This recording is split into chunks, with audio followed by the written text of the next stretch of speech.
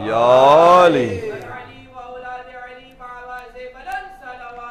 اللہم صلی علی محمد وآل محمد وعجل فرجهم.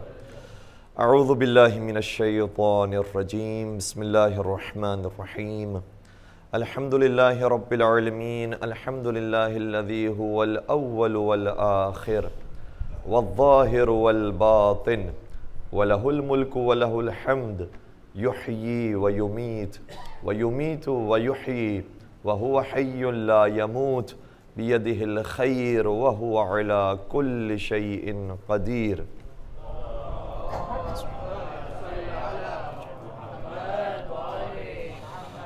والصلاة والسلام على النبي الأمي القرشي الهاشمي المكي المدني الأبتحي التهامي العبد المؤيد والرسول المسدد المصطفى الأمجد المحمود الأحمد حبيب إله العالمين سيدنا ومولانا أبي القاسم محمد.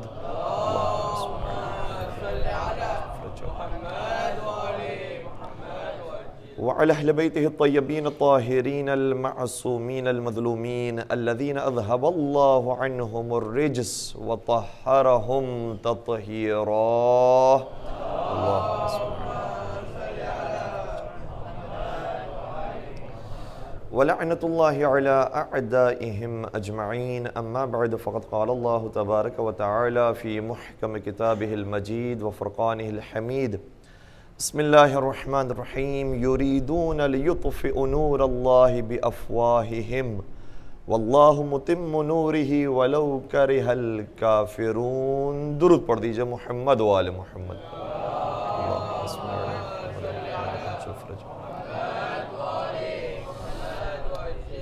عزیزان گرامی قدر، آج ماریشس میں شب اربعین ہے، کل روزی اربعین ہے.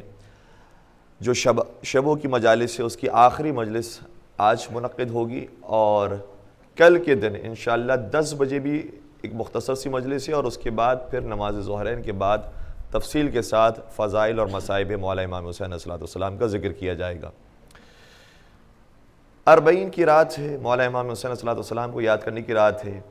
اور جیسے ہم نے کل عرض کرنے کی کوشش کی تھی کہ اربعین کے اجتماع میں جہاں اتنی بڑی تعداد میں لوگ جاتے ہیں، مولا امام حسین علیہ السلام کی خدمت میں سلام پیش کرتے ہیں، اپنا وقت نکالتے ہیں، اپنا مال خرچ کرتے ہیں، تو آپ کو کوئی قوم، کوئی مذہب ایسا نظر نہیں آئے گا جس کے بڑے سے بڑی شخصیت کے لیے اس کے ماننے والے اتنی قربانی کے لیے تیار ہوں.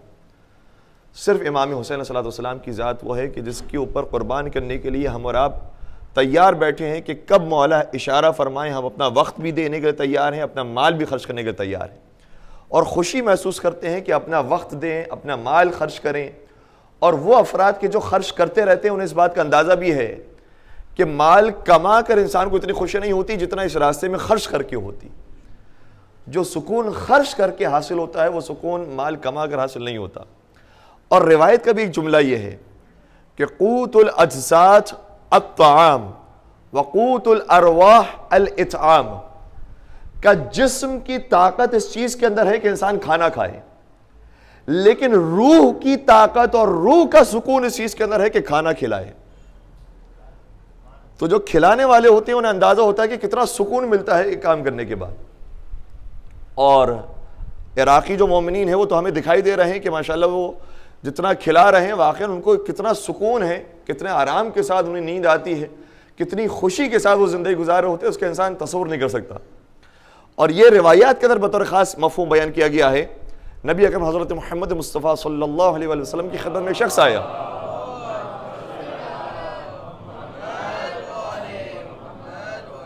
کہتا ہے یا رسول اللہ مجھے موت سے بہت ڈر لگتا ہے. پیغمبر نے سوال کیا کہ کیا تیرے پاس مال موجود ہے؟ کہا کیا مال موجود ہے؟ کیا تو نے مال کبھی رائے خدا میں خرچ کیا ہے؟ کہا نہیں، اب تک توفیق نہیں ملی کہ میں رائے خدا میں خرچ کر سکوں. کہا اسی وجہ سے موت سے ڈر لگتا ہے. اگر خرچ کر رہا ہوتا تو بہت ریلیکس ہوتا، سکون کے ساتھ ہوتا کہ میں نے کوئی نیکی کی ہے، کوئی کام کیا ہے، زندگی بھی میری سکون کے ساتھ ہے اور مجھے یقین ہے کہ موت بھی آرام دہ ہے. تو جو خرچ کرنے کے بعد سکون ملتا ہے وہ کما کر بھی حاصل نہیں ہوتا. چڑھے سرکار حضرت امام جعفر صادق علیہ السلام کے زمانے میں ایک شخص آیا.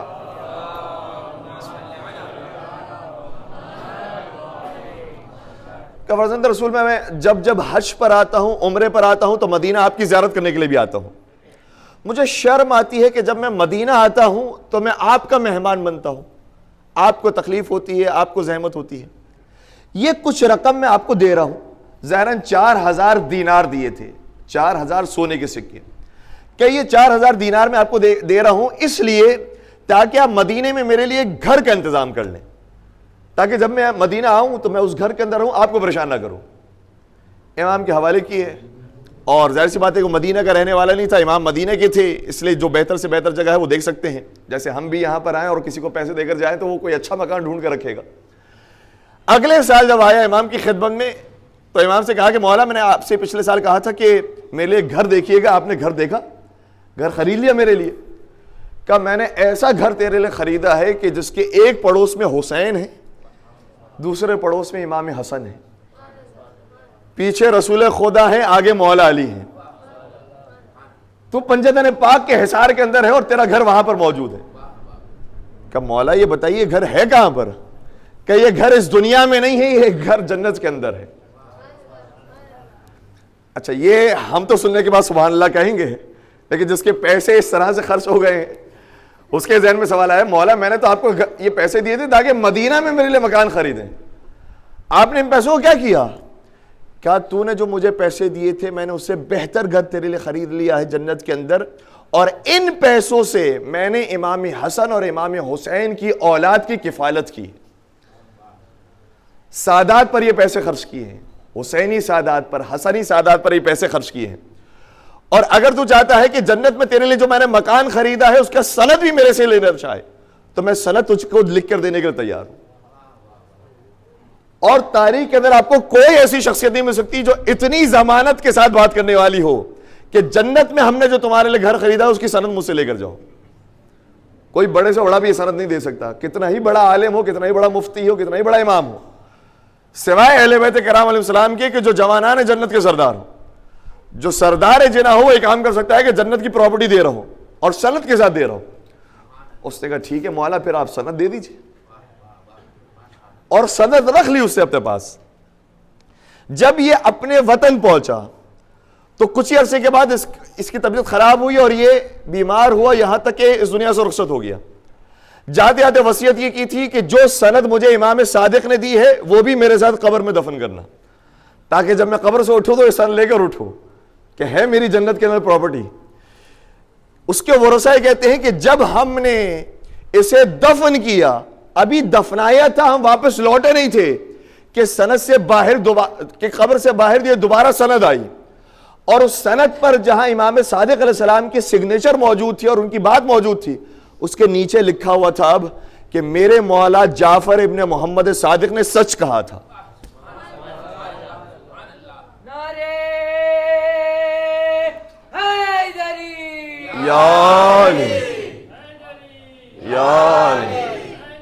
یا علی.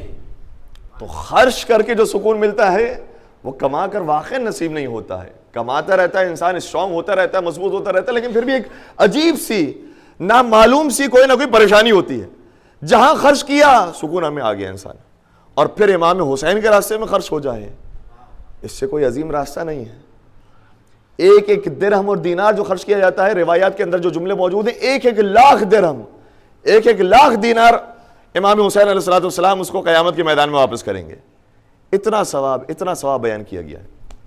اور پھر ہمیں امام حسین کو یاد کرنے کے لیے صرف زیارت اربعین نہیں کہا کہ زیارت پر جاؤ، بلکہ کچھ اور کام بھی ہیں. کہا زندگی کے ہر کام میں حسین کو یاد کرو. پانی پیو، ریگولر کام ہے نا، دن میں کتنی مرتبہ، 5-6 مرتبہ تو کم سے کم انسان کرتا ہی ہے. کہ پانی پیو، حسین کی پیاس کو یاد کرو. کم از کم یہ جملہ کہہ دو، السلام علیکہ یا ابا عبداللہ، صلی اللہ علیکہ یا ابا عبداللہ. سلام ہو اے میرے مولا آپ کے اوپر کہ جن کو پیاسا ذبح کیا گیا. تو پانی جیسی چیز کہ جس کے لیے کوئی شرط نہیں ہے کہ کوئی پہلے مرد ہو، دیندار ہو، مومن ہو، عالم ہو، پھر وہ یہ کام انجام دے. بچہ یہ کام کرنے والا ہے.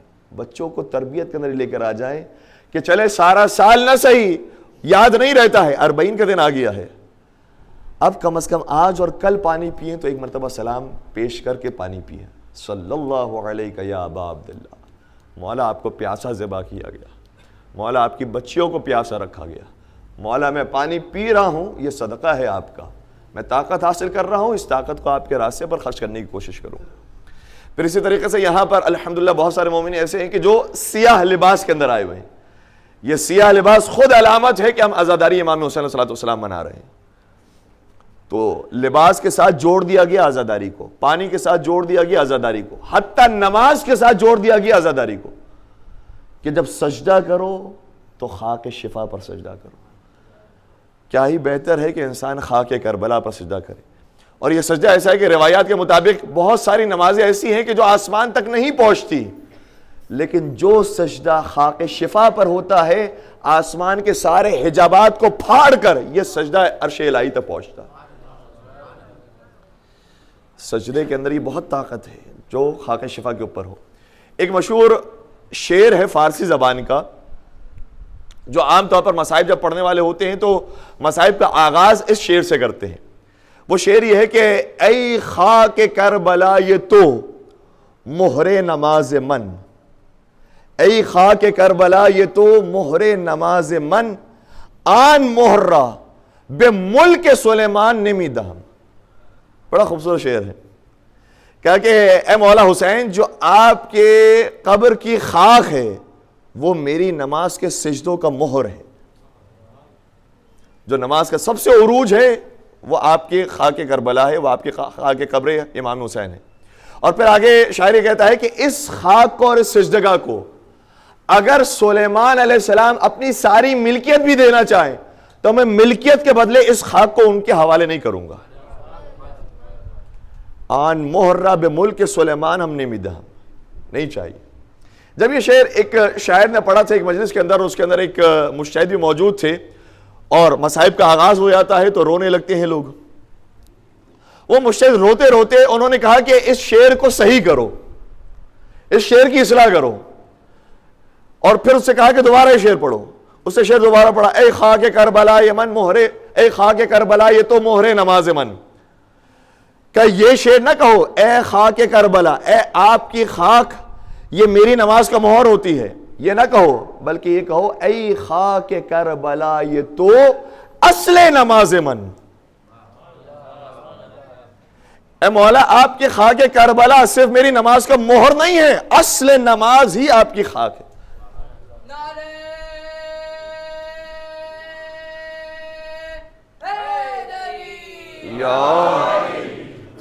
اگر یہ خاک کربلا نہیں ہوتی تو نماز نہ ہوتی، دین نہ ہوتا، دینداری نہ ہوتی، اذانیں نہ ہوتی، نمازیں نہ ہوتی، اگر یہ خاک کربلا نہ ہوتی جس میں امام حسین کو شہید نہ کیا گیا ہوتا۔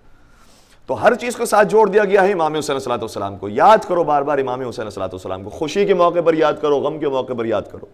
اچھا، آج کی رات شب اربعین ہے، تو شب اربعین مناسب یہ ہے کہ انسان زیارت اربعین پڑھے۔ ایک زیارت وہ ہے کہ جو مفاظ الجنان کے اندر موجود ہے اربعین کے موضوع پر، لیکن اس کے علاوہ ایک اور زیارت بھی ہے جو 15 رجب کو پڑھنی چاہیے، 15 رجب کو جو پڑھنی چاہیے، نیم رجب، اس موقع پر جو زیارت پڑھنی چاہیے، کہا گیا کہ وہ بھی انسان اربعین کے دن پڑھے۔ کیونکہ جابر بن عبداللہ انصاری جب پہنچے تھے امام حسین کی قبر کی زیارت کرنے کے لیے تو انہوں نے انہی الفاظ کو دہرایا تھا کہ جو 15 رجب کی زیارت میں آتے ہیں، اس لیے اربعین کی زیارت بھی پڑھیں اور 15 رجب کی زیارت بھی پڑھیں۔ تو 15 رجب کی زیارت بھی موجود ہے، 15 شعبان کی زیارت بھی موجود ہے، رمضان کی زیارت بھی موجود ہے۔ آپ کو کوئی مناسبت ایسی نہیں ملے گی کہ جس میں زیارت امام حسین علیہ السلام نہ ہو۔ ہر خوشی میں حسین کو یاد کرو، ہر غم میں حسین کو یاد کرو۔ عید کا موقع آ جائے تب یہ کہا گیا کہ کیونکہ عید کے موقع پر بھی تم یہ دیکھو گے کہ جو حکومت ہے وہ ظالموں کے ہاتھ میں ہے، کہا کہ گریہ کرو امام حسین علیہ السلام پر کہ کاش وارث حسین تشریف لائے اور ان کے ہاتھ میں یہ حکومت آ جائے۔ پھر امام حسین علیہ السلام کا بہانہ۔ تو عید کے موقع پر، اور الحمدللہ بہت سارے ایسے مومنین بھی ہوتے ہیں کہ اپنے یہاں وہ شادی کی تقریب بھی رکھتے ہیں تو مصائب ہوتے ہیں حضرت علی اکبر علیہ السلام کی، امام حسین علیہ السلام کی یاد کیا جاتا ہے، امام حسین علیہ السلام کو ہر مناسبت کے ساتھ۔ تو ہر مناسبت کے اندر امام حسین علیہ السلام کو یاد کریں گے، انسان کی زندگی اور انسان کا دین بہت سکون کے ساتھ آگے بڑھے گا۔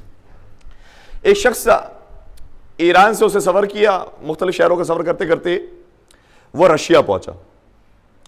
بہت مال کماتا کماتا، نوکری کرتا کرتا، مختلف شہروں کا اور مختلف ملکوں کا سفر کرتے کرتے جب رشیا پہنچا تو اتنا دین کو بھول چکا تھا، نمازوں کو بھول چکا تھا کہ کچھ یاد ہی نہیں تھا کہ اب میں کون سے دین سے آیا تھا، حالانکہ شیعہ تھا۔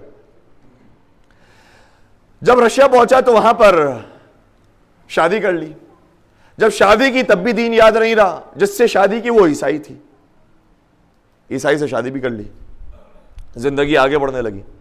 جب کچھ سال گزر گئے تو پھر ایسے ایسے محسوس ہونے لگا کہ بہرحال میں کب تک زندگی گزاروں گا، ایک دن تو مجھے موت آنی ہے، موت کے بعد میرا کیا ہوگا، حساب و کتاب دینا ہوگا، موت کے بعد میں کچھ نیک عمل کروں گا تو حساب و کتاب دے سکوں گا۔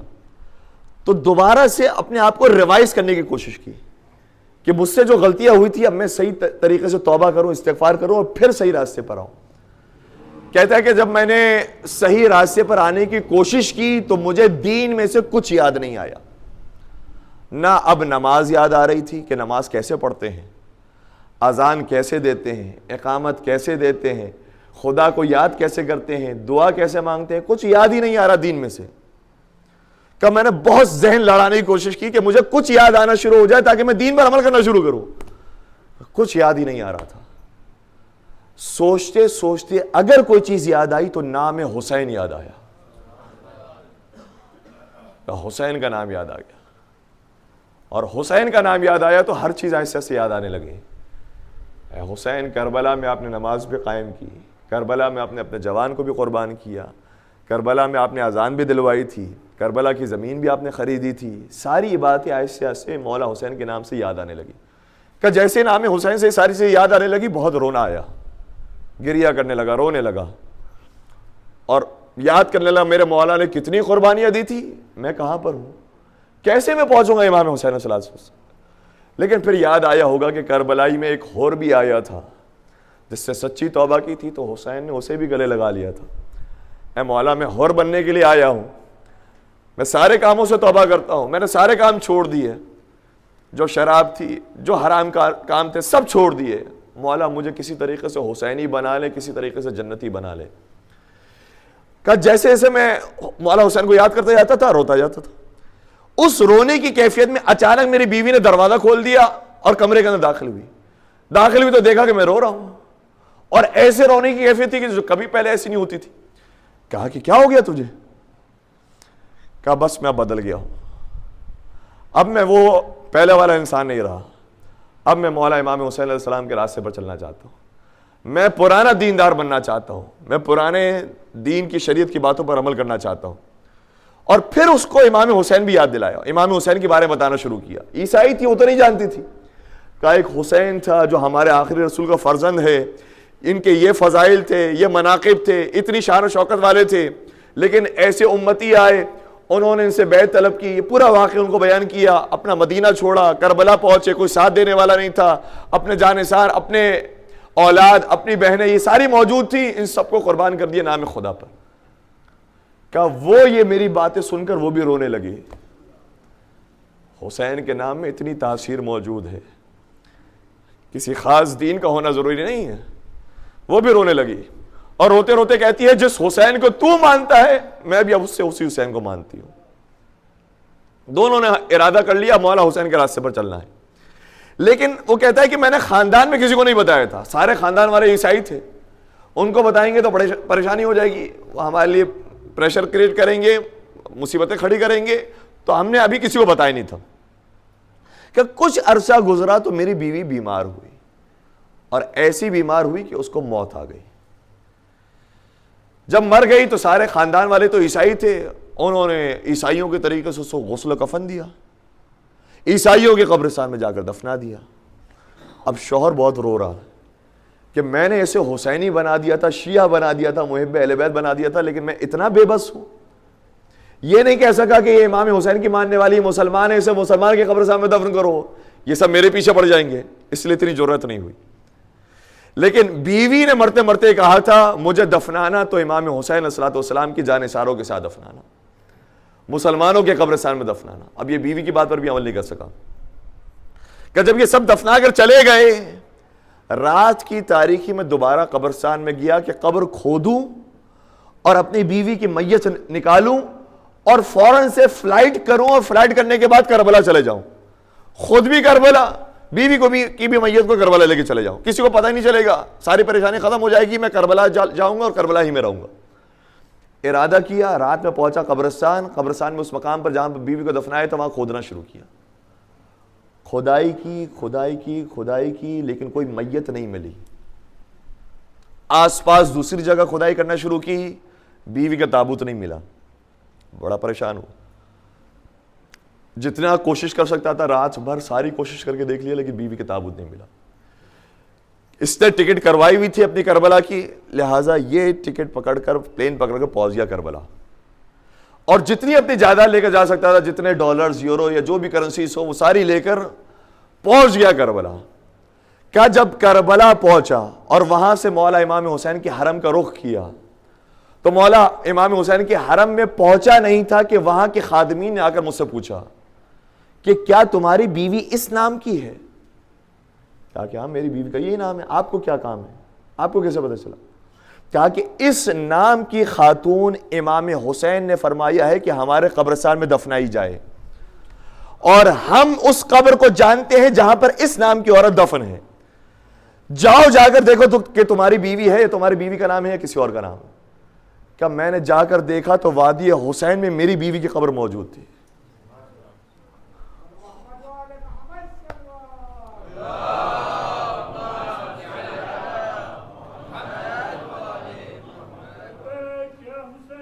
لبیک یا حسین, لبیک یا حسین, لبیک یا حسین, اللہم صلی علی. یہ جو کہتے ہیں نا کہ کبھی کبھار ہر آنے والے حور کے لیے دروازہ حسین کا کھلا ہوا ہے, یہ صرف خطابت کا جملہ نہیں ہے, حقیقت پر مشتمل ہے. جو بھی سچی توبہ کر لے واقعی مولا امام حسین ویسے ہی معاف کرتے ہیں کہ جیسے حور کو معاف کرتے ہیں. اور یہ کہتے ہیں جناب حور کو, انت اخی فی الدنیا والآخرہ, اے حور تو دشمن بن کر آیا تھا, اب تو نے توبہ کر لی ہے. صرف ایسا نہیں کہ میری دشمنی ختم ہو گئی, بلکہ فرمایا اے حور تو میرا بھائی بن گیا. بھائی سے زیادہ کوئی برابری کا رشتہ نہیں ہوتا, بھائی سے زیادہ کوئی قریب کا رشتہ نہیں ہوتا. کہ بھائی بنا دیا ہے حور کو, اور اہل بیت کسی کو بھائی کہہ دیں یہ تو بہت بڑی بات ہے. نبی صحابہ کے درمیان بھی کسی کو اپنا بھائی نہیں کہتے ہیں, اگر کہتے ہیں تو علی جیسے کو اپنا بھائی کہتے ہیں. کوئی علی جیسا ہو تو وہ نبی کا بھائی بنتا ہے, لیکن امام حسین نے بتایا ہے جو حور جیسا بھی ہو وہ حسین کا بھائی بن جاتا ہے. حسین کا دروازہ بہت کھلا ہوا ہے. اور پھر وہ یہ واقعہ پورا کس کو نقل کرتا ہے؟ جب پہنچا کربلا میں, وہاں پر اپنی بیوی کی قبر مطمئن ہو گیا, دیکھ لی, پھر آیا امام حسین کے روضے پر, وہاں پر آ کر سلام کیا, وہاں پر آ کر زیارت پہ رویا, گر گڑایا, سارے کام کیا. اس کے بعد جو اس کے پاس جائیداد موجود تھی, جو پیسے لے کر آیا تھا, یہ سارے کے سارے پیسے امام حسین کے متولی کی خدمت میں پیش کیے. اور جب اتنی بڑی تعداد میں پیسوں کو دیکھا متولی نے, تو پھر اس سے سوال کیا کہ بھائی یہ پیسے کیوں دے رہے ہو؟ یہ خمس کے پیسے ہیں, زکوٰۃ کے پیسے ہیں, رد مظالم کے پیسے ہیں, خیرات کے پیسے, کون سے پیسے ہیں؟ تو پھر اس نے پوری اپنی سٹوری بتائی کہ میری پوری زندگی کو حسین نے تبدیل کیا ہے, اس لیے میں اپنی پوری زندگی لے کر آیا ہوں حسین کی خدمت میں. اب امام حسین جانے اور یہ پیسے جانے اور میری زندگی. امام حسین کے راستے پہ پورا اپنا مال خرچ کر دیا, اور پھر وہیں پر ہی وہ کربلا میں رہا یہاں تک کہ دنیا سے رخصت ہو گیا. تو کشش بہت ہے امام حسین صلی اللہ علیہ وسلم کے نام پر. تھوڑا سا ہم اگر خرچ کرتے ہیں, وقت نکالتے ہیں, الحمدللہ کتنے بھی مومنین ہیں یہاں پر, ہمیں بتایا گیا کہ آج سبیل کا بھی اہتمام کیا گیا ہے, پیسہ نکالتے ہیں, خوشی ہوتی ہے, اور امام حسین کئی گنا زیادہ اس دنیا میں بھی لوٹاتے ہیں, اور آخرت کا تصاوی الگ ہوگا. اور امام حسین سے جو ہمیں ملانے والی جو ہستیاں ہوتی ہیں, آج میں چاہ رہا تھا کہ ان افراد کا بھی ذکر کروں کہ جنہوں نے ہمیں اس نعمت عظمیٰ تک پہنچایا ہے. ہم امام حسین کا ذکر کیوں کرنے والے بنے ہیں؟ شاید یہاں پر جتنے بھی افراد موجود ہوں گے ان کا سب سے زیادہ اکثریت کا جواب یہ ہوگا کیونکہ ہمارے ماں باپ امام حسین کے ماننے والے. ماں باپ امام حسین کے چاہنے والے ہوں تو اولاد بھی امام حسین کے چاہنے والی بنتی. تو یہ بہترین موقع ہے اپنے والدین کا شکریہ ادا کرنے کا کہ آپ نے اتنا امام حسین یا حسین یا حسین سکھایا تو ہم یہاں پر پہنچے ہیں. اور والدین کی کبھی کبھار ہمارے نوجوان اتنی زیادہ اہمیت محسوس نہیں کر پاتے ہیں، ایج کا تقاضا بھی یہی ہے، تقریباً اکثریت کے ساتھ یہی معاملہ پیش آتا ہے۔ اسی لیے قرآن نے بھی اگر حکم دیا ہے تو یہ نہیں کہا کہ والدین کو کہا ہو کہ بچوں سے اپنی محبت کرو، والدین تو اپنے بچوں سے محبت کرتے ہیں، لیکن بچوں کو نہیں پتا کہ والدین نے کیا زحمتیں اٹھائی ہیں، اس لیے بچوں کو قرآن یہ کہہ رہا ہے کہ وَبِالْوَالِدَيْنِ احسانا، والدین کے ساتھ نیکی کرو۔ اچھا، ہمارے یہاں احسان کا لفظ بھی جب یہ آ جاتا ہے نا تو عربی زبان میں احسان کا مطلب اور ہے، اردو زبان میں احسان کا مطلب اور ہے۔ اردو زبان میں احسان کا مطلب یہ ہوتا ہے کہ میں نے کوئی ایکسٹرا کام کیا ہے، آپ پر احسان کر دیا، میری ذمہ داری نہیں بنتی تھی، میں نے احسان کیا۔ لیکن عربی میں احسان کا یہ مطلب نہیں کہ میں نے کوئی ایکسٹرا کام کیا ہے، عربی میں احسان کہا جاتا ہے نیکی کو۔ نیکی ذمہ داری بنتی تھی یہ نیکی کرنے کی، نیکی انجام دی، کوئی احسان نہیں کیا ہے۔ اگر والدین کی انسان خدمت کرنے والا ہو تو یہ نہ کہے والدین کو جا کر کہ میں نے اس آیت پر عمل کیا ہے کہ والدین کے ساتھ احسان کرو تو میں نے آپ پر احسان کر دیا، کوئی احسان نہیں کیا ہے، نیکی کرنے کی کوشش کی ہے۔ اور میں ایک ایج بتا رہا ہوں، اس ایج کے اندر اگر ہمارے مجمع کے کوئی شخص موجود ہے تو سمجھ جائے کہ اس کا اتنا قصور نہیں ہے۔ 10 سال سے لے کر 40 سال تک انسان ہوتا ہے تو والدین کی قدر و منزلت نہیں سمجھ پاتا۔ 10 سال سے 40 سال کے درمیان انسان یہی سمجھتا رہتا ہے کہ انہوں نے کیا کیا ہے، وہی کیا ہے جو سارے والدین کرتے ہیں، کون سا کوئی نیا کام کر دیا، کون سی کوئی زیادہ خدمت کر دی، سبھی کھلاتے ہیں انہوں نے بھی کھلا دیا، سبھی نے پرورش کی انہوں نے پرورش کر دی، سبھی نے وقت دیا انہوں نے بھی وقت دیا ہے، کوئی خاص کام نہیں کیا ہے۔ لیکن جب 10 سال اور 40 سال یا 10 سال سے پہلے ہو تو تھوڑا سا نادان ہوتا ہے، اس لیے زیادہ محبت ہوتی ہے ماں باپ سے، سب کچھ ہی ماں باپ ہوتے ہیں، جو چیز چاہیے وہ ماں باپ سے لینی ہے۔ لیکن جب 10 سال سے آنورڈز جانا شروع کرتا ہے تو کچھ لوگ ہوتے ہیں کہ انہیں ذرا جلدی عقل آ جاتی ہے۔ کب عقل آتی ہے؟ جب خود کی شادی ہوئی اور خود کی اولاد ہوئی۔ جیسے ہی اولاد ہوئی، اولاد کے بعد جو احساس ہوا کہ کتنی پریشانی ہوتی ہے ایک اولاد کے اندر، اور ہمارے ماں باپ 4 5 اولاد کو پال رہے تھے، تو پھر سمجھ میں آتا ہے کہ ہاں ماں باپ نے بڑی قربانی دی تھی۔ لیکن اس وقت بھی بعض لوگ ایسے ہوتے ہیں کہ جو سمجھ نہیں پاتے ہیں یہ کام بھی سبھی نے کر لیا، ہم نے بھی کر لیا، کون سے بڑا کام کیا ہے، کارنامہ کیا ہے ہمارے ماں باپ۔ تو یہ اولاد پہ بڑھنا شروع ہوتی ہے، تعداد بھی بڑھتی ہے، ان کی ایج بھی بڑھنا شروع ہوتی ہے۔ پھر ایج اس ایج میں چلے جاتی ہے کہ جب خود اپنی اولاد کی شادی کا وقت آتا ہے، اور جب خود اولاد کو رخصت کرتے ہیں، سارا خرچہ پہلے دن سے لے کر 20 سال کی عمر تک جو سارا خرچہ برداشت کر کے اولاد کو اپنے سے دور کرتے ہیں، پھر سمجھ میں آتا ہے کہ اولاد کس چیز کو کہا جاتا ہے، کتنا مشکل ہوتا ہے اولاد کو پالنا اور اس کے بعد اولاد کو اپنے سے دور ہوتا ہوا دیکھنا۔ پھر اپنے ماں باپ کی قدر و منزلت ہوتی۔ اس لیے اگر اس ایج کے اندر انسان موجود ہے تو کوشش یہ کرے کہ اگر نہیں بھی سمجھ میں آ رہی یہ لاجک، قرآن کی آیت پر عمل کرتے ہوئے، اس پر بھروسہ کرتے ہوئے یہ کام کیجئے کہ وَبِالْوَالِدَيْنِ احسانا، والدین کے ساتھ نیکی کا سلوک کریں۔ اور اتنا زیادہ یہ امپورٹنٹ حکم تھا قرآن کی نظر میں کہ والدین کے ساتھ نیکی کرنے کا حکم اس وقت دیا ہے کہ جو شریعت کے اندر سب سے بڑا حکم ہے اس کے فوراً بعد۔ شریعت کا جو سب سے بڑا حکم ہے وہ نماز نہیں ہے، سب سے بڑا حکم روزہ نہیں ہے، زکوٰۃ نہیں ہے، کوئی حکم بڑا نہیں۔ سب سے بڑا حکم تھا شریعت کا کہ خدا کو ایک مانو، خدا کا کسی کو شریک قرار نہ دو۔ تو 4 مقامات پر آیا ہے وَبِالْوَالِدَيْنِ احسانا۔ آج کمپیوٹر کا دور ہے، موبائل کے اندر آپ کے پاس قرآن کریم موجود ہوگا، اس بات کو سرچ کر لیجئے گا۔ 4 جگہوں پر صرف آیا ہے وَبِالْوَالِدَيْنِ احسانا، اور چاروں موقعوں پر اس وقت آیا ہے کہ جب خدا نے یہ حکم دیا ہے کہ مجھے ایک مانو، اور مجھے ایک ماننے کے بعد اپنے والدین کے ساتھ نیکی کرو۔ اتنی امپورٹنس ہے اس حکم کی، والدین کے ساتھ نیکی کرو، والدین کے ساتھ نیکی کرو۔ اور والدین کے ساتھ جنہوں نے خدا نخواستہ نیکی نہیں کی ہے، زیادتی کر دی ہے، ظلم کر دیا ہے، یہ اتنا خطرناک گناہ ہے جو آخرت میں اس کا حساب و کتاب ہونے وہ تو اپنی جگہ پر ہے۔ یہ ایسا گناہ ہے کہ جس کا انجام انسان دنیا میں دیکھ لیتا ہے۔ مکافات عمل کی اصطلاح یقیناً آپ سبھی نے سنی ہوگی۔ مکافات عمل، کسی نے ایک غلطی کی ہے، کچھ ہی دنوں کے بعد اس کو وہ غلطی بھگتنا پڑ گئی۔ ایک خاص اصطلاح بھی آج کل ایجاد ہو گئی ہے، اگر وہ تو کوئی میرا ساتھ دے، کارما کہتے ہیں، کہ ابھی جو ہے وہ ہم نے غلطی کی، کسی کے سامنے غصہ کیا، تھوڑی دیر کے بعد اس کی سزا مل گئی۔ والدین کے ساتھ نافرمانی کی جو سزا ہے وہ فوراً ملتی ہے. اور ایسے ایسے کیسز سامنے آئے ہیں کہ جب خود کی اولاد ہوئی, اولاد نے انہی کو نکال دیا اپنے گھر سے اور پکڑ کر گھسیٹ کر باہر نکالا, تو کہنے والے نے کہا بیٹا مجھے اس سے زیادہ عوام کے درمیان رسوا نہ کرو, گلی میں نہ گھسیٹو, کیونکہ میں نے بھی اپنے باپ کو بس یہیں تک نکالا تھا.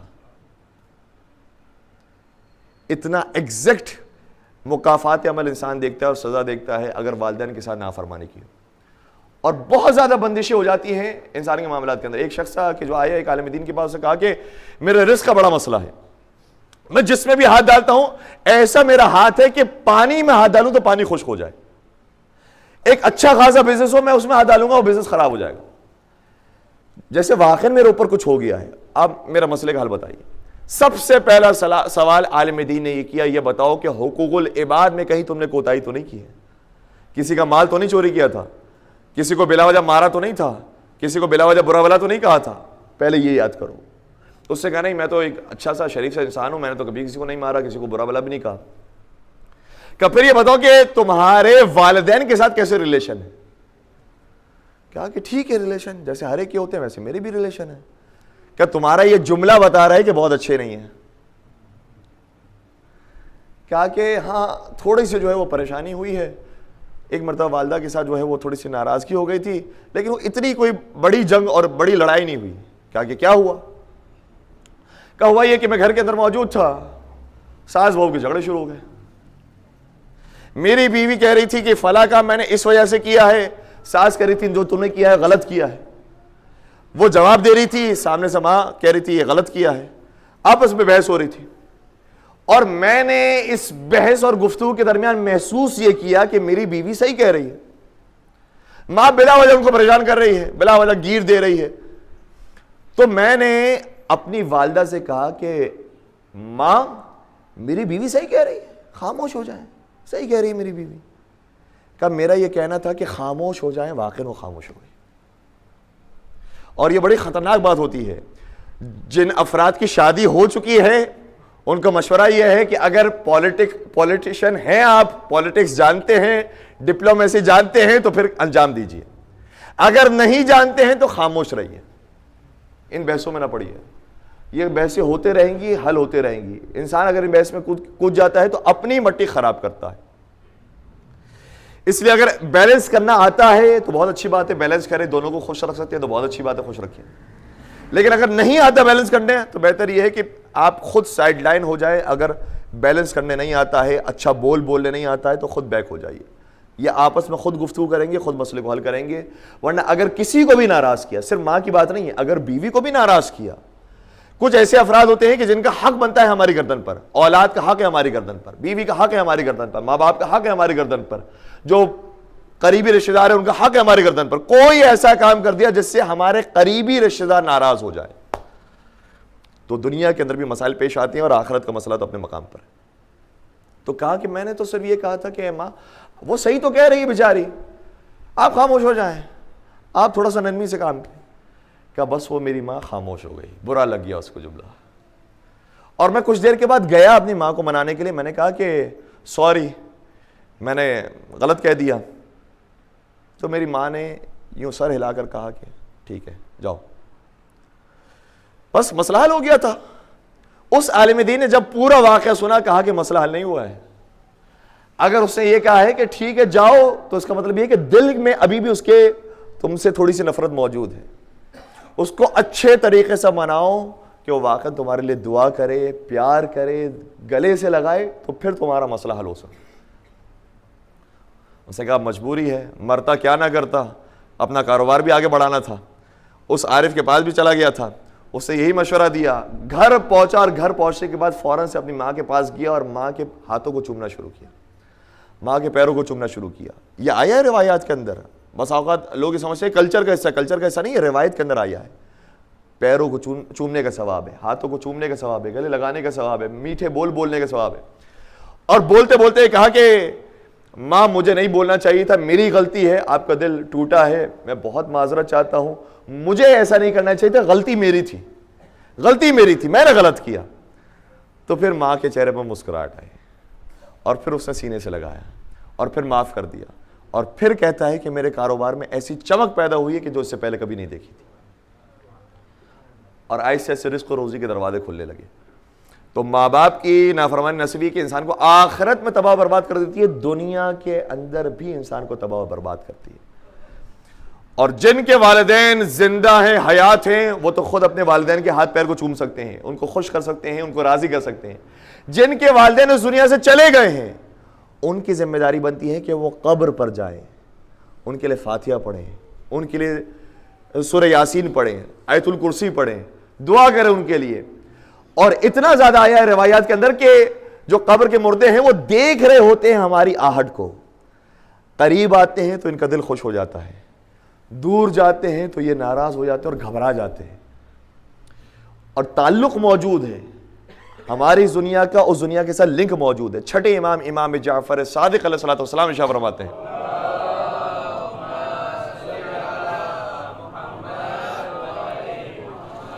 فرماتے ہیں کہ کچھ لوگ ایسے ہوتے ہیں کہ جو اپنے ماں باپ کی زندگی میں ماں باپ کے فرما بردار شمار ہوتے ہیں، لیکن جب ماں باپ مر جاتے ہیں تو ان کا نام فرما برداری کی لسٹ سے نکل کر نافرمان اولاد کی لسٹ میں چلا جاتا ہے۔ اور نافرمان اولاد کو کہا جاتا ہے عربی زبان میں عاق والدین، عاق والدین۔ کبھی کبھار ہمارے عاق کا لفظ بہت زیادہ استعمال ہونا شروع ہو جاتا ہے کہ عاق ایسا نہیں ہے کہ صرف ماں باپ عاق کہیں اور بولے تو پھر عاق ہوتا ہے، کبھی کبھار ماں باپ عاق نہیں بولتے ہیں، اتنا نافرمان ہو گیا، اتنا نافرمان ہو گیا کہ خدا نے اس کو عاق والدین میں لکھ دیا، یہ نافرمان ہو گیا۔ اور پھر چھٹے سرکار شاہ فرماتے ہیں کچھ ایسے بھی ہوتے ہیں کہ جن کے ماں باپ کی زندگی میں وہ عاق والدین ہوتے ہیں، لیکن ماں باپ اس دنیا سے چلے جاتے ہیں تو پروردگار عاق والدین سے ان کا نام مٹا کر ان کا نام ماں باپ کے فرما برداروں میں لکھ دیتا ہے۔ کیسے ہوتا ہے؟ کہ اس وجہ سے، کیونکہ جب ماں باپ اس دنیا سے چلے جائیں تو کچھ ایسے ہیں جو ماں باپ کو بھول جاتے ہیں، جو کرنا تھا کر لیا ہم نے زندگی میں، اب کیا ہے، اور کچھ ایسے ہیں کہ جو مرنے کے بعد بھی یاد رکھتے ہیں۔ تو جو یاد رکھنے والے ہوتے ہیں ان کا نام فرما بردار والدین کے اندر شمار ہو جاتا ہے۔ واقعات بہت سارے ہیں، میرے پاس اب دامن وقت میں گنجائش نہیں ہے، ایک صرف واقعے کا میں ذکر کروں گا۔ آیت اللہ سید عبداللہ جعفری، علامہ طباطبائی کے شاگرد، کہتے ہیں کہ یہ قبرستان بہت جایا کرتے تھے ہر ہفتے، اور یہ طریقہ انسان اگر بنا لے تو بہت اچھی بات ہے، آؤٹنگ کی آؤٹنگ بھی ہو جاتی ہے، فیملی کو ٹائم بھی مل جاتا ہے۔ کبھی کبھار کچھ ایسے کام ہوتے ہیں اگر انسان پلاننگ کے ساتھ کام کرے کہ ایک ہی کام کے اندر تین تین چار چار کام اور چار چار عبادتیں ایک ساتھ ہو رہی ہوتی ہیں، تو آؤٹنگ کی آؤٹنگ بھی ہو گئی، حلال لذت، فیملی کو جو ٹائم دینا تھا وہ فیملی کو ٹائم بھی دے دیا، خود فریش ہونا تھا وہ خود فریش بھی ہو گئے، اور والدین کی خدمت میں جو پہنچنا تھا اور ان کے لیے ثواب پہنچانا تھا وہ بھی ہو گیا۔ تو اگر ہر شب جمعہ ہر جمعہ انسان یہ پلان بنا لے کہ مجھے قبرستان جانا ہے والدین کی قبر پر، اب یہاں پر مجھے نہیں معلوم کہ کتنوں کے والدین مدفون ہیں، زیادہ تر لوگ باہر سے آئے ہوئے ہیں، اگر وقت نکال سکتے ہوں ویسے ہی الگ سے کمرے میں بیٹھ کر ان کے لیے کوئی فاتحہ پڑھ لیں، بیٹھ کر ان کے لیے سورہ یاسین پڑھ لیں تو وہ الگ بات ہے، ورنہ شاید بہت کم افراد ایسے ہوں گے کہ جن کے والدین یہاں پر مدفون ہوں۔ اگر مدفون ہیں یا پھر جاتے ہیں اپنے ملک تو پھر والدین کی قبر کے پاس جا کر یہ عمل انجام دیں۔ یہ جو آیت اللہ تھے وہ جایا کرتے تھے ہر جمعے کو، ان کا طریقہ کار بنا ہوا تھا۔ اچھا کچھ ایام ایسے آتے تھے جس کے اندر شدید برف باری ہو رہی ہے، اور برف باری کے اندر سارے کام معطل ہو جاتے ہیں، دکانیں بند ہو جاتی ہیں، کاروبار بند ہو جاتے ہیں۔ تو ان کو شاگردوں نے کہا کہ قبلہ جب ساری چیزیں بند ہو گئی تو اب یہ بھی چھوڑ دیجئے، جب برف باری ختم ہو جائے گی پھر چلے جائے گی قبرستان۔ انہوں نے کہا نہیں مجھے تو قبرستان جانا ہے، اور یہ پہنچے اپنے والدین کی قبر پر۔ جب شاگردوں نے سوال کیا کہ بھائی ماجرا کیا ہے، اتنی امپورٹنس کیا ہے، تو انہوں نے جواب دیا، کہا کہ والدین کو ان کی حیات کے اندر اولاد کی فرما برداری کی اتنی ضرورت نہیں ہوتی جتنی مرنے کے بعد ضرورت ہوتی ہے۔ اور روایت کے اندر یہ بات موجود ہے، کہا روایات سے یہ پتہ چلتا ہے کہ والدین کے ساتھ حسن سلوک کرنا زندگی میں تو موجود ہے ہی، لیکن مرنے کے بعد جو حسن سلوک کرنا ہے اس کا ثواب کئی گنا زیادہ ہوتا ہے زندگی کے مقابلے میں۔ اس لیے میں اسپیشلی قبرستان جاتا ہوں اور قبرستان میں پہنچ کر ان کے لیے فاتحہ پڑھتا ہوں۔ دعا کرتے ہیں انشاءاللہ جن کے والدین زندہ ہیں پروردگار انہیں طول عمر عطا فرمائے، ان کا سایہ سلامت رکھے، انہیں صحت کاملہ عطا فرمائے، اور جن کے والدین اس دنیا سے رخصت ہو گئے ہیں انشاءاللہ انہیں اعلیٰ علیین میں جگہ عطا فرمائے، جوار پنجتن پاک میں جگہ نصیب فرمائے۔ بس عزیز آج شب اربعین ہے، اور بہت سارے ایسے لوگ کہ جو امام حسین علیہ السلام کی بارگاہ میں گئے ہیں، وہ پیدل چلتے چلتے خستہ حالت کے اندر بالآخر حرم امام حسین تک پہنچ گئے اور انہوں نے سلام پیش کر دیا. کسی نے بہت دور سے، کسی نے قریب جا کر، لیکن ہر ایک کو گنبد کم از کم دکھائی دے دیا. ہم وہ بد نصیب ہیں کہ جو گنبد امام حسین کو قریب سے نہیں دیکھ سکے. تمنا یہ ہے، ہماری آرزو یہ ہے کہ مولا جلد از جلد اپنی زیارت کے لیے ہمیں بلائیے گا، اور انشاءاللہ ہم بھی امام حسین علیہ السلام کے سچے زائرین میں شمار ہوں. جو کربلا جانے والے تھے انہوں نے مشی کی ہے، لیکن اسیران کربلا نے اس سے پہلے مشی کی ہے، اور ان کی مشی جو کربلا سے شام تک کی تھی وہ مشی کہاں، اور وہ مشی کے جو زائرین امام حسین نے نجف سے کربلا کی تھی وہ کہاں. آپ کہیں گے کہ صحیح ہے، فاصلے کے اندر بہت زیادہ فرق ہے، ایک بہت طولانی فاصلہ ہے، ایک بہت مختصر فاصلہ ہے. میں کہوں گا صرف فاصلے میں فرق نہیں ہے، ایک اتنا بڑا فرق موجود ہے کہ جو ابھی مشی کرنے کے لیے جانے والے ہیں وہ اپنے پورے اختیار کے ساتھ مشی کرنے والے ہیں. اختیار کا مطلب کیا ہوتا ہے؟ اگر میں نے کچھ قدم چلا اور محسوس کیا کہ میں آگے نہیں چل سکتا، میں کہوں گا راستے میں گاڑیاں موجود ہیں، گاڑی میں سوار ہو کر میں آسانی سے چلا جاؤں گا. جو اختیار سے سفر کرنے والے ہوتے ہیں ان کے پاس یہ سہولت موجود ہے، لیکن وہ کہ جنہوں نے جبرن سفر کیا ہے ان کے پاس اختیار نہیں ہے کہ وہ پیدل چلیں یا سواری کے اوپر چلیں. پھر جو اختیار کے ساتھ سفر کرنے کے لیے جا رہے ہوتے ہیں انہیں معلوم ہوتا ہے کہ سارے سفر کے اندر انتظام موجود ہے، کھانا مانگیں گے کھانا مل جائے گا، پیاس لگے گی پانی مل جائے گا. لیکن جب اسیران کربلا نے سفر کیا ہے، زندگی بھر العطش العطش کہتے رہے، سفر میں پانی مانگتے رہے، لیکن انہیں دکھا دکھا کر شمر پانی گرا دیتا تھا. اور جب انہیں بھوک لگتی تھی، ویسے تو سارے سفر کے اندر بہت کم کھانا دیا گیا، لیکن ایک روایت بڑی عجیب ہے کہ جب یہ اسیروں کا کاروان شام میں پہنچا تو شام کے دروازے پر جتنے سپاہی ان اسیروں کو لے کر آئے تھے سب کے لیے دسترخوان بچھایا گیا اور سب نے پیٹ بھر کر کھانا کھایا. حسین کی بچیاں ان کھانا کھانے والوں کو دیکھتی رہی، لیکن معلوم تھا اگر کھانا مانگیں گے تو تماشے ملیں گے، کھانا مانگیں گے تو یہ ہمیں کوڑے لگائیں گے، اس لیے کھانے کا سوال کوئی نہیں کرتا تھا. عزادارو یہ فرق ہے، اگر اختیار کے ساتھ انسان سفر کرتا ہے تو جب چاہتا ہے آرام کر لیتا ہے، جب چاہتا ہے سو جاتا ہے. لیکن جب اسیران کربلا میں جبرن سفر کیا ہے، چاہے تم کتنے ہی تھکے ہوئے کیوں نہ ہو، تمہیں مار مار کر آگے لے جایا جائے گا، تمہیں تماچے لگا لگا کر آگے بڑھایا جائے گا، اور اگر تم آگے نہ بڑھو گے تو تمہیں نیزوں سے آگے بڑھایا جائے گا. باقاعدہ روایت کا جملہ یہ ہے جو میں نے پڑھا ہے، مولا سید سجادی فرماتے ہیں کہ جب ہم تھک کر بیٹھ جاتے تھے تو اشقیاء اپنے نیزوں کو اٹھاتے تھے اور نیزے ہمارے سروں پر مارتے تھے. اس طریقے سے ہم نے شام تک کا سفر کیا. مگر عزادارو جب پہلی سفر کو اسیروں کا کاروان شام پہنچ گیا، دو طرح کی روایتیں موجود ہیں. بعض روایت کے اندر آیا ہے کہ 20 دن کے بعد اسیران کربلا کو آزاد کر دیا گیا. دوسری روایت کے اندر ہے کہ نہیں 1 سال اور 20 دن کے بعد آزاد کیا گیا. مجھے نہیں معلوم کہ کون سی روایت زیادہ صحیح ہے. شاید ہو سکتا ہے کہ 20 دن کے اندر ہی ایسا انقلاب آ گیا ہو کہ انہیں آزاد کرنے پر یزید مجبور ہو گیا. 20 دن کے اندر انہوں نے کیا ہے؟ ان مظلوموں نے 20 دن کے اندر اپنے بابا کے کٹے ہوئے سر کو دیکھا ہے. ان 20 دنوں کے اندر تاریک زندان کو دیکھا ہے. 20 دنوں کے اندر دربار میں بار بار حاضری کو دیکھا ہے. 20 دنوں کے اندر ہمیشہ زندان میں بیٹھ کر مظلومیت کے ساتھ کچھ گرم پانی اور کچھ معمولی کھانے کو دیکھا ہے.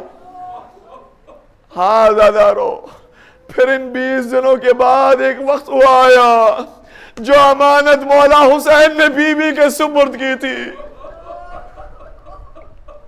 ایک مرتبہ اس کا دل یہ چاہا کہ اپنے بابا کی زیارت کرے، اور جب بابا کو طلب کیا گیا تو اس بچی کے سامنے تشت لا کے رکھ دیا گیا. بچی کہنے لگی کہ مجھے کھانا نہیں کھانا، مجھے بابا کو دیکھنا. تش لانے والے نے جو تش سے رومال ہٹایا تو بچی نے کیا دیکھا؟ کھانا نہیں ہے میرے بابا کا کٹا ہوا۔ اجرکم علی اللہ، اجرکم علی اللہ۔ شہزادی سکینہ بھی شام کے زندان میں دفن ہو گئی۔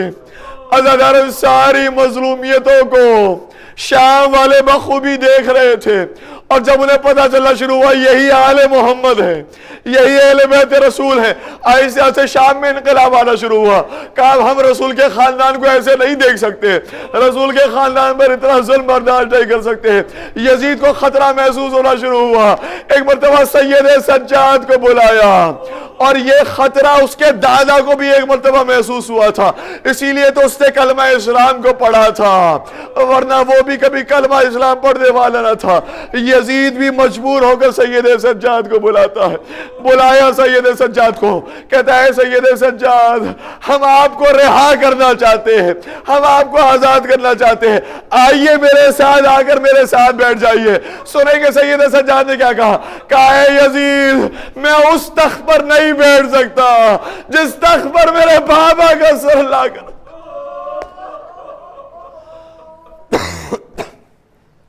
اجرکم علی اللہ۔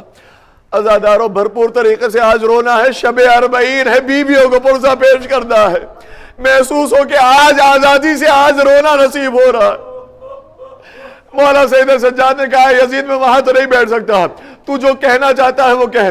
یزید نے کہا میں تجھے آزادی کا پروانہ دیتا ہوں، اگر تیری کچھ شرائط ہے تو وہ ہمیں بتا دے۔ مولا سید سجاد نے اپنی پھوپھی زینب کبریٰ سے مشورہ لیا، اور مشورہ لینے کے بعد کہا یزید ہماری 3 شرطیں ہیں۔ پہلی شرط یہ ہے ہمیں درہم و دینار نہیں چاہیے، ہمیں سواریاں نہیں چاہیے، ہمیں رہنے کی جگہ نہیں چاہیے، ہمیں چاہیے تو کیا چاہیے؟ ہمیں اپنے بابا کا سر چاہیے۔ پہلی میری تمنا یہ ہے مجھے میرے بابا کا سر دے دے۔ میرے بابا کا سر 40 دن ہو گئے اسے دفنایا نہیں گیا، میں اپنے بابا کو دفنانا چاہتا ہوں۔ سنیں کہ دوسری گزارش کیا کی ہے؟ کہ دوسری شرط میری یہ ہے کہ جو تیرے فوج اشقیاء نے ہمارا مال اور اسباب لوٹا تھا وہ ہمیں واپس کر دے۔ یزید کہنے لگا اب تو وہ جل گیا، اب تو وہ خراب ہو گیا، اب تو وہ ٹوٹ گیا۔ میرے مولا سید سجاد نے کہا ارے اس کے اندر ایک ایسا لباس موجود ہے جسے بنت رسول فاطمہ زہرا سیا کرتی تھی، اور سیتے سیتے رویا کرتی تھی۔ اے یزید ہمیں کوئی اور مال نہیں چاہیے، ہمیں وہی مال لٹا ہوا چاہیے، وہی اسباب چاہیے۔ اور تیسری شرط کیا رکھی عزاداروں؟ اب سن سکے تو سنیے گا۔ کہنے لگے مولا سید سجاد اے یزید 40 دن ہو گئے ہم نے اپنے بابا کا کھول کر ماتم نہیں کیا۔ اے آزادی کے ساتھ رونے والوں، اپنے سینے کو پیٹنے والوں، ذرا سید سجاد سے پوچھو کتنے پیاسے تھے وہ ماتم کے۔ اجازت ملی، ایک گھر مل گیا، اس گھر کے اندر بیویاں جمع ہو گئی، مولا سید سجاد جمع ہو گئے۔ عزاداروں میں روایت پڑھتا ہوں، میں مصائب سناتا ہوں تو کتاب سے دیکھ کر سناتا ہوں، مجھے نہیں معلوم کہ کتاب میں کون سی صحیح روایت ہے کون سی ضعیف روایت ہے۔ آپ روایت سننے کے بعد روتے ہیں، آپ کو نہیں معلوم کہ روایتوں میں سے صحیح کون سی ہے ضعیف کون سی ہے، لیکن اب جو مجلسیں برپا کرنے والا ہے، اب جو ذکر حسین سنانے والا ہے، وہ روایت کو سن کر بیان نہیں کر رہا، وہ اپنی آنکھوں کا دیکھا حال بیان، اور سننے والوں میں بھی کوئی علی اکبر کی ماں ہے، کوئی علی اصغر کی ماں ہے، کوئی اول محمد کی ماں۔ کیا عجیب مجلس ہوئی ہوگی، کیسا ذکر مصیبت ہوا ہوگا، کیسا ماتم ہوا ہوگا۔ 3 دن تک، یہ بعض روایتوں کے مطابق 7 دن تک بیویوں نے ماتم کیا، شام کی عورتوں نے بھی شرکت کی۔ یزید نے محسوس کیا اب انقلاب آ سکتا ہے، جلدی انہیں باہر بھیج دیا جائے۔ اماریاں تیار کی گئی، انہیں شام سے باہر نکالا جائے۔ جب بیویاں اماریوں پر سوار ہونے لگی، شام کی عورتیں رخصت کرنے کے لیے آئے، کیونکہ رخصت کرنے کے لیے اب عباس اور حسین موجود نہیں ہے، اب شام کی ہی بیویاں موجود ہیں۔ جب بیویوں کا سفر شروع ہوا، آخری جملہ بیان کر رہا ہوں، اگر رونا چاہے تو روئیے گا اور بیوی سے معافی طلب کیجئے گا۔ شام والوں کے سامنے بیوی نے فرمایا، اے شام کی مستورات، میں تمہیں الوداع کہہ کر جا رہی ہوں، پیغام حسین سنا کر جا رہی ہوں، لیکن میری ایک آخری وصیت بھی سن لو، تمہارے پاس ہماری ایک امانت موجود ہے، ہماری اس امانت کا خیال رکھنا۔ اس بیوی کو اندھیرے سے بہت ڈر لگتا ہے، اس کی قبر پر شمع جلاتے رہنا، اس کی قبر پر جاتے رہنا، اسے بابا کی مصیبتیں سناتے رہنا اور بتانا ہم مجبور تھے، اس لیے بچی تجھے تنہا چھوڑ کر چلے گئے۔ اور شاید یہ بھی دل میں سوچا ہوگا، بچی یہ تنہائی بھی تیری 1 سال کی ہے، پھر تیری پھوپھی پلٹ کر آئے گی اور تیری تنہائی کو تیری پھوپھی دور کرے گی۔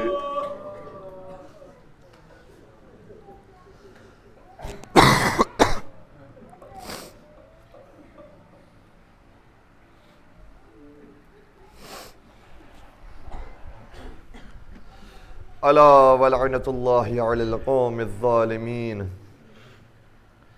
وسيعلم الذین ظلموا ای منقلب ینقلبون۔ پالنے والے ہمارے ان آنسوں کو رومال حضرت سیدہ کائنات میں جگہ عطا فرما، ان آنسوں کے صدقے میں ہم سب کو شام کی اور کربلا کی زیارت